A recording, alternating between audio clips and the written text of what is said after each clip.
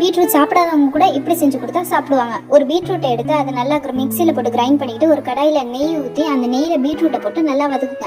Mixie ஜாரில் பாலை ஊற்றி அதிலே அலசி ஊற்றிக்கோங்க. எக்ஸ்ட்ராவாக ஒரு 2 கப் பால் ஊற்றி பாலை நல்லா கொதிக்க விட்டு நல்லா வத்த விடுங்க. வத்திக்கிட்டே இருக்கும்போது நல்லா கிண்டி விடுங்க, அடி பிடிக்காத அளவுக்கு நல்லா கிண்டி வத்தி கொஞ்சம் திரண்டு வர நேரத்தில் கொஞ்சோண்டு நெய்யை போட்டு அது கூடவே சர்க்கரையும் ஒரு கப் ஆட் பண்ணி அதையும் நல்லா கிண்டி விடுங்க.